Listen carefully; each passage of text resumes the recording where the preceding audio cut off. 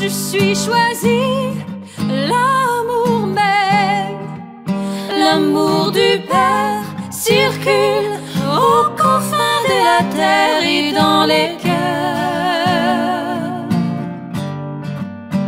et dans mon cœur, parce que l'amour même, je deviens l'amour,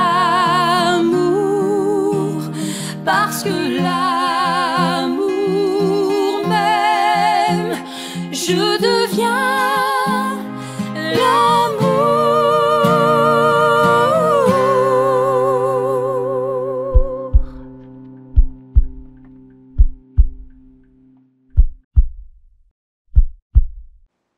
Bonjour, chers choisis de Jésus.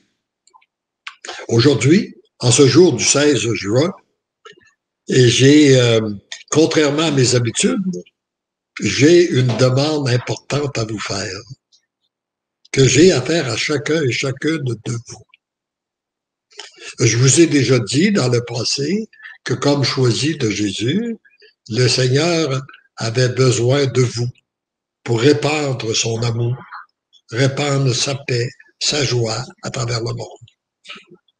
Je vous ai aussi, j'ai vu souvent mon rôle comme étant celui de vous donner, de partager avec vous ces messages d'amour que le Seigneur m'a confiés. Mais aujourd'hui, je veux débuter en vous disant que c'est moi qui ai besoin de vous. J'ai besoin de vous, non pas à cause de mon âge, que j'avance en âge ou que, non, c'est pas pour ça que j'ai besoin de vous. J'ai besoin de vous pour que vous puissiez m'accompagner afin que nous puissions être de plus en plus nombreux à dire merci au Seigneur. Merci parce qu'aujourd'hui, c'est notre anniversaire de mariage, Élisabeth et moi. 66 ans. On s'est mariés le 16 juin 1956. Et je me sens pas capable, seul, de lui dire assez de merci, de lui faire assez de louanges pour toutes ces années de bonheur qu'il nous a donné, mais surtout de nous avoir permis de passer à travers nos difficultés, malgré nos caractères, nos faiblesses, nos lacunes, etc., etc., de nous avoir gardés dans son amour et de nous permettre d'être témoins de plus en plus de son agir en nous d'abord, autour de nous, puis à travers nous. Oui, nous avons été encore témoins de ça de façon spéciale en fin de semaine, parce qu'en même temps que c'est notre anniversaire aujourd'hui, le 16, le 13, c'était l'anniversaire d'Élisabeth. Et les enfants, avec des petits-enfants, sont venus nous rencontrer, on s'est retrouvés dans la maison qu'habite une de mes filles, qui était le chalet dans lequel ils ont grandi, qu'on a eu pendant 45 ans, où on passait nos étés à cet endroit-là. Alors, ça a été une source de grâce et de bénédiction extraordinaire et plein d'amour. Alors, je voudrais que vous demandiez, j'ai besoin de votre aide pour que, avec moi, vous puissiez dire merci au Seigneur pour toutes ces grâces qu'il m'a données, mais aussi, vous pouvez le remercier pour les grâces qu'il vous donne à vous aussi. N'oubliez pas, parce que je pense que plus on entre dans la louange et l'action de grâce, plus on reçoit. Et plus on reçoit, plus on est émerveillé, plus on sent obligé de remercier, de louer. Et dans ce cadre-là, je vais vous faire part d'une petite conversation. Je vais commencer par vous faire part d'une petite conversation que je trouve amusante, que nous avons eue, Élisabeth et moi, lundi matin. On l'a fêté la veille, et le 12, mais son anniversaire, c'est le 13. Alors, le 13 au matin, la première chose qu'Élisabeth me dit, moi, je comprends pas.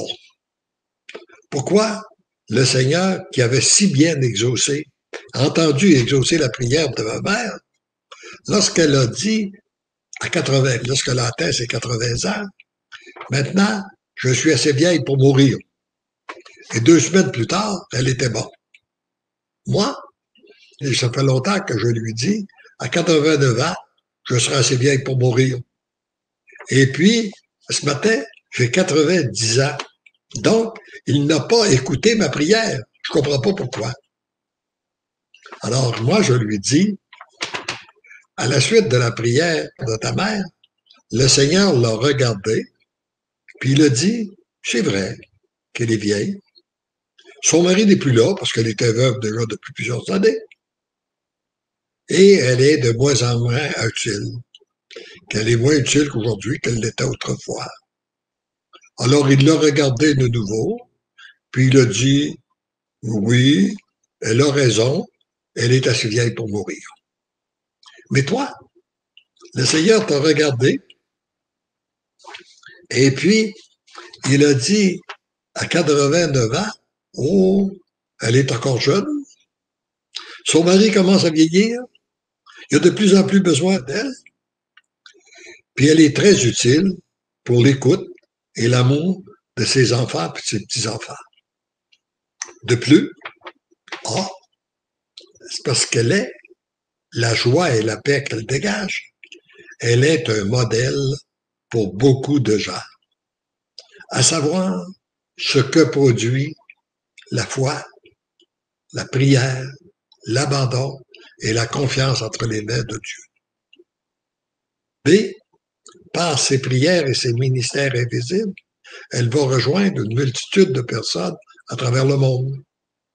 C, elle aide même les âmes du purgatoire à entrer au ciel. Parce qu'Élisabeth a une dévotion particulière qu'elle prie régulièrement pour les âmes du purgatoire. Et alors il l'a regardé de nouveau, puis il a dit, non, à 89 ans, elle est trop jeune pour mourir. Alors, voilà la petite conversation que nous avons eue ensemble.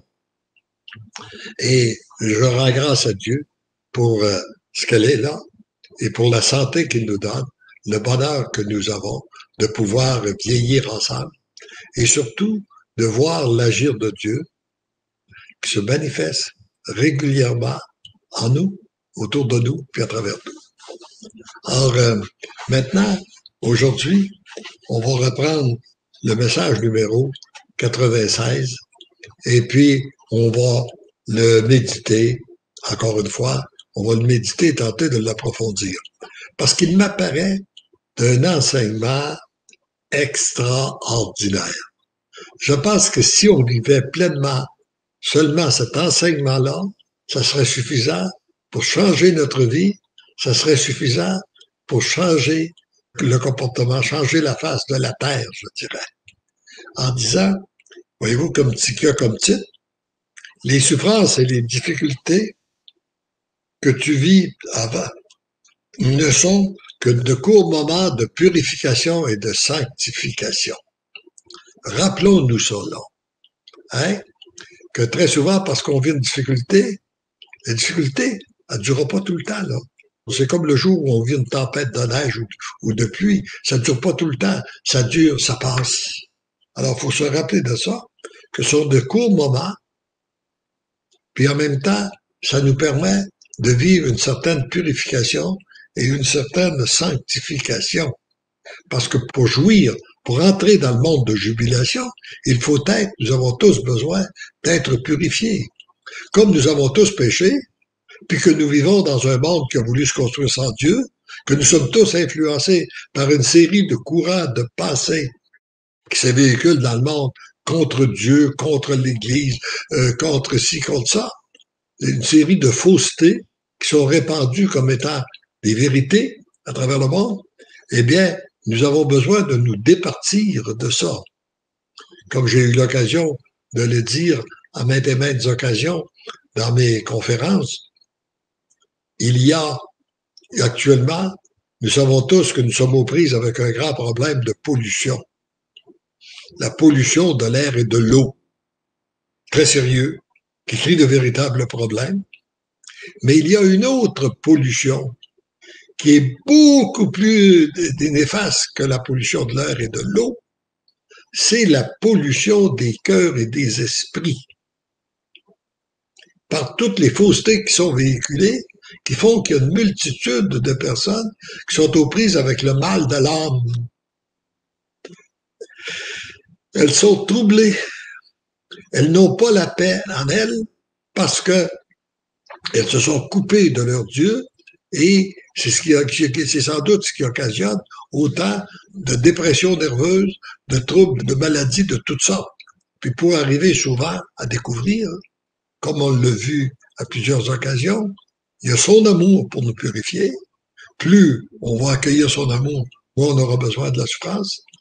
Mais parfois, nous avons besoin des deux. Nous avons besoin aussi de la souffrance qui vient. Ce que la sagesse ne réussit pas à nous apprendre, la souffrance s'en charge. Alors voici le texte numéro 96. Mon tout petit, je te veux avec moi pour l'éternité. Voyez-vous, c'est là que ça c'est fondamental.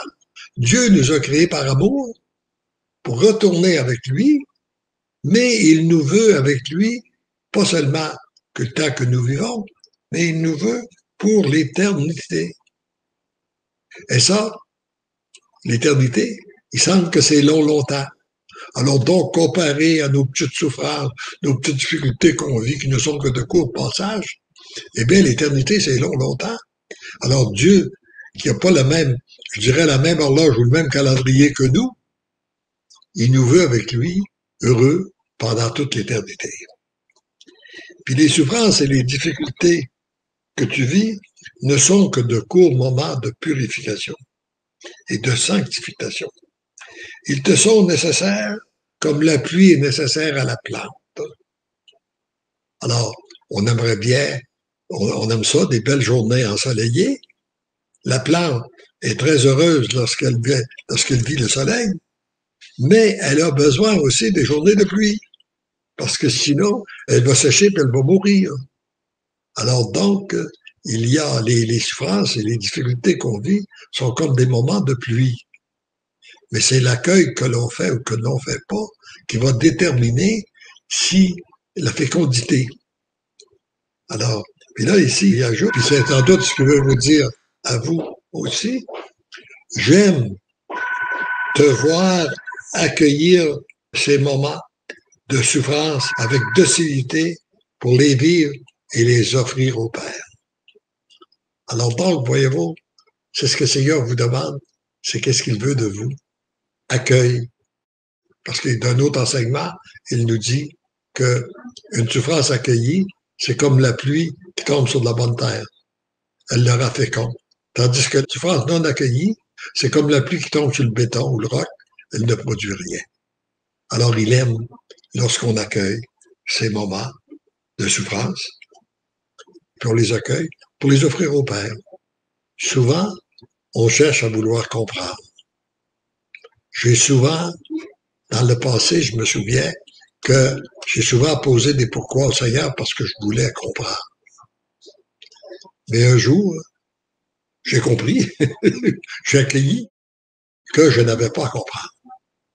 Que mon cerveau était pas assez développé pour comprendre le plan de Dieu. Et la seule prière que je peux lui faire devant une difficulté que je comprends pas, Seigneur, ouvre mes yeux, ouvre mes oreilles, ouvre mon cœur, ouvre mon intelligence, afin que je puisse bénéficier. Et des grâces, qu'est-ce que tu veux que je découvre à travers cette situation-là que je vis, que je ne comprends pas. Faites cette prière, puis vous allez voir que le Seigneur va vous guider. En parlant de guide, j'ai découvert beaucoup de gens, on cherche des guides à travers les personnes. Il y en a aussi, on en a besoin. Mais le vrai guide, c'est le cœur de Jésus. Le vrai guide, comme j'avais l'occasion de le dire ce matin à notre petite rencontre, c'est lorsque on se place devant Jésus, qu'on lui pose nos questions, qu'on ouvre un des volumes pour le bonheur des biens, ou encore on peut ouvrir la parole de Dieu, puis on va avoir la réponse. Le Seigneur nous répond. Parfois, comme on l'a vu, parfois par inspiration, parfois à travers les autres, parfois à travers les événements, mais il nous répond. Parce que j'ai trouvé ça, c'est tellement parlant que après l'avoir expérimenté dans les retraites, d'avoir demandé aux gens, au lieu de venir me voir pour avoir une orientation, allez devant le Saint-Sacrement, adressez votre prière, vos préoccupations au Seigneur, puis ouvrez un des volumes, dans la foi, vous allez avoir la réponse. Et j'ai reçu une multitude de confirmations pour me dire, des gens qui sont venus me dire, je voulais vous voir, et puis aujourd'hui, je viens vous dire que j'ai pas besoin de vous voir. Je suis allé devant le Seigneur, puis j'ai eu toutes les réponses. Et d'ailleurs, c'est tellement logique, ça. Parce que si on avait besoin, moi j'ai vu certains messagers ou messagères qui se croyaient que le Seigneur devait passer par eux pour donner les messages, puis les gens s'adressaient tout continuellement à eux ou à elles pour avoir des réponses du Seigneur. Moi, je vous cache pas que j'ai un peu de misère avec ça. Parce que si le Seigneur devait passer uniquement par une personne pour parler à l'univers, eh bien, il faudrait qu'on s'adresse continuellement à cette personne-là. Parce qu'on a des décisions, des orientations à prendre, nos pensées qui nous habitent continuellement. Il faudrait les appeler peut-être 100 fois par jour pour être capable de dire, ben là, j'ai telle chose, est-ce que c'est vrai, est-ce que ça vient du Seigneur ou peut-être pas? Le Seigneur nous a tous équipés pour qu'on puisse l'entendre. Il s'agit qu'on se rende disponible à lui. Puis qu'on accepte de se couper du péché. Qu'on accepte de vivre, de donner tout notre oui, total, inconditionnel et irrévocable à Dieu, pour qu'il puisse passer. Et plus on s'approche de lui, plus il peut nous inspirer, plus il peut répondre à nos questions. Et parce que nous sommes tous différents. Nous avons tous un point commun, par contre, que nous sommes créés par amour pour devenir des êtres d'amour. Mais la façon dont ça se fait, la façon dont ça se présente, c'est une façon différente. Et le Seigneur sait ce dont on a besoin. Alors, ce que tu vis de souffrance aujourd'hui, c'est celle que le Seigneur a besoin. Que toi, tu as besoin, que le Seigneur te permet. C'est celle-là que tu dois accueillir. C'est celle-là que tu dois offrir au Seigneur. Alors, je reviens dans le texte. Garde ton regard tourné vers le Père. Ça, c'est donc reposant, là. Hein? On s'approche des vacances, on aura l'occasion d'en parler dans le prochain live, là, sur l'importance des vacances. Mais au lieu de se préoccuper, puis de regarder ce qui va mal dans le monde, regarder toute la tristesse, regarder toutes les ambiguïtés, les guerres, etc., regarde son amour du Père. Regarde sa bonté. Regarde sa grande miséricorde. Regarde sa puissance. Regarde sa tendresse. Regarde sa délicatesse. Regarde l'œuvre qu'il est en train de terminer en toi. Il fait de toi un être d'amour. Y a-t-il quelque chose de plus important que ça, là? Qu'est-ce qu'il est en train de faire? Regarde ça, ce qu'il fait en toi. Alors, tu es sur le chemin, puis si on continue, tu es sur le chemin de la grande transformation qui te conduit à la sainteté. C'est-tu pas heureux, ça? Moi, j'ai cru, quand j'étais jeune, je croyais que la sainteté, c'était réservé aux religieux, aux religieuses, aux prêtres, aux évêques, aux papes, bon, tout ça. Mais non. Le Seigneur nous a tous créés pour qu'on devienne des saints. Hein? On est tous appelés à le devenir. Alors donc, c'est qu'est-ce qu'il nous dit? Que quand on lui a donné notre oui, nous sommes sur le chemin de la sainteté. Puis, il te faut vivre beaucoup de... Mais pour ça, il faut vivre beaucoup de détachement. Parce que qu'est-ce qui nous empêche d'être sur ce chemin-là?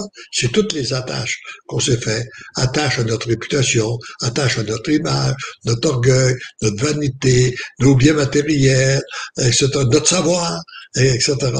Et puis, même les bonnes relations d'amitié. Il faut accepter, puis Seigneur, des fois, il y a besoin de couper tout ça pour qu'on puisse entrer davantage, nous conduire davantage à lui, entrer davantage sur le chemin de sainteté.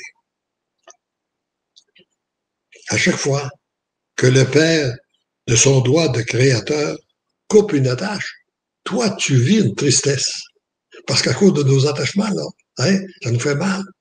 Alors, une certaine mort. Et c'est ce qui te permet d'avancer dans le chemin de la grande liberté. Plus rapidement, tu acceptes la situation qui se présente à toi. Plus rapidement, tu en seras libéré. Rappelez-vous ça, là. Plus rapidement, tu acceptes la situation que tu vis présentement, plus rapidement, tu en seras libéré, et tu vivras la grande jubilation que le Père offre à chacun et chacune de ses enfants, de ses élus. Alors, c'est la jubilation, c'est plus que la joie, que le bonheur. C'est quelque chose qui nous dépasse à tous les niveaux. Alors donc, puis après ça, il termine en nous disant, sois sans crainte. Jean-Paul II nous avait dit, vous vous rappelez au début de son pontificat, n'aie pas peur. C'est lui qui te conduit. Tu es sur la voie qu'il a choisie pour toi. Laisse-toi dépouiller, purifier, sanctifier, transformer, changer, aimer et combler. Avec moi, rends grâce au Père, qu'il en soit ainsi. Tu deviens l'amour, je te donne mon amour, comme je t'aime. Alors heureux sommes-nous d'être sur ce chemin qui nous conduit à la sainteté, ce chemin qui nous conduit à la plénitude de l'amour. Alors soyons dans l'allégresse, dans l'action de grâce, et n'oubliez pas la demande que je vous ai faite de remercier le Seigneur avec moi pour toutes les grâces qu'il nous a versées, à Elisabeth et moi, ainsi que sur la famille. Et surtout, sur tous les choisis de Jésus, la grande famille des choisis de Jésus qu'il y a à travers le monde. Amen. Et là, je peux prendre peut-être quelques petits témoignages, quelques petits messages. Alors, on va mettre... D'accord. Bonsoir, Monsieur Lachance. Très belle lettre. Joyeux anniversaire de mariage. Merci, Seigneur, pour votre amour, pour votre belle famille. Longue vie en santé pour vous deux. Merci. Merci, Ghislaine. Merci de m'accompagner de tes prières. Tes prières de louange. Caroline qui dit « Amen, Alléluia. Merci, Seigneur. J'ai trouvé le repos et la fraîcheur dans le travail, concentré sur ce que tu construis, tourné vers toi, Seigneur. Tu nous conduis aux sources de la vie en toi. » Ouais, c'est beau, c'est beau. Et on ne trouvait pas qu'on est chanceux de voir des si belles choses, d'être capable de lire des si belles choses. Peut-être avec un dernier, Micheline. Merci, Monsieur Lachance, pour votre enseignement. Puis vous avez beaucoup de bon anniversaire de mariage aussi. Merci. Merci. Oui, c'est une belle grâce de vieillir. Je vois ça, là. C'est une belle grâce de vieillir ensemble. C'est ce que j'ai souvent dit, d'avoir les mêmes enfants, les mêmes petits-enfants. Alors, on a les mêmes préoccupations, les mêmes joies, de se partager les mêmes choses. Oui, c'est une belle grâce. Et là, on se dit, en terminant, et je vous reviendrai la semaine prochaine, probablement par vidéo, parce que j'ai un engagement, puis ce sera le dernier Facebook Live avant la période des vacances. On va réfléchir ensemble sur l'importance des vacances. Et on se le dit tous ensemble. Parce que l'amour même, je deviens l'amour. Et on dit à tous ceux et celles qu'on côtoie, parce que l'amour t'aime, tu deviens l'amour. Et enfin, tous ensemble, nous disons, parce que l'amour nous aime, nous devenons l'amour. Amen. Et on écoute un chant.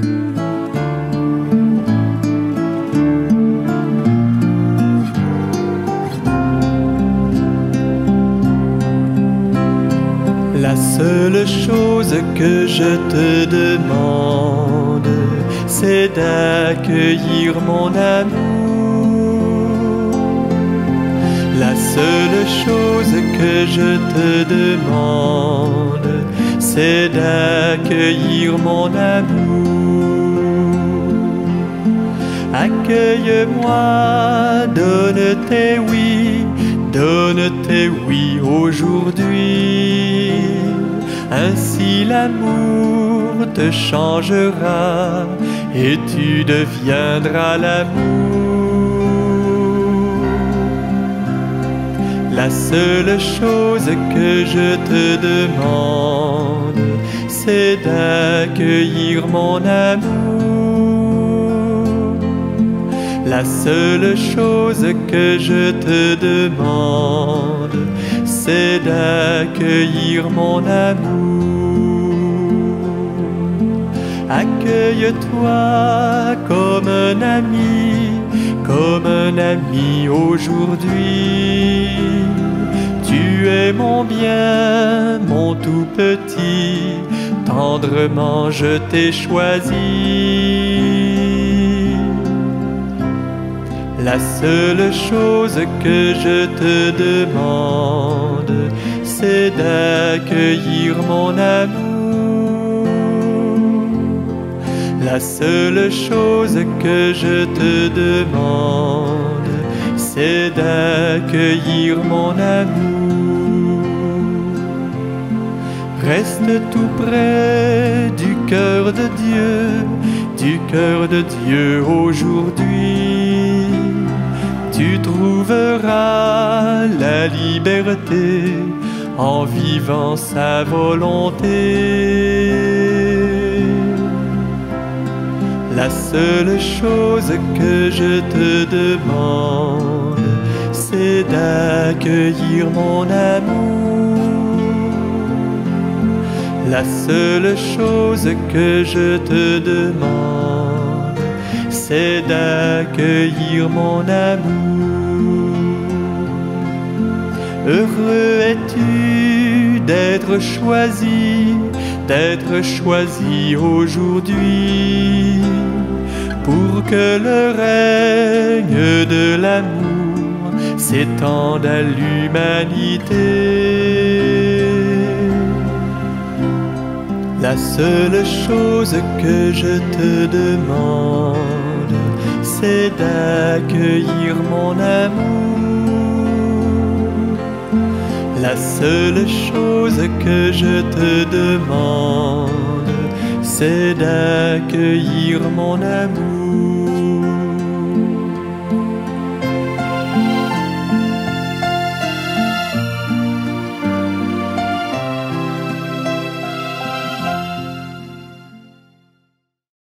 Je suis choisie, l'amour même, l'amour du Père circule aux confins de la terre et dans les cœurs et dans mon cœur, parce que l'amour m'aime, je deviens parce que l'amour m'aime, je deviens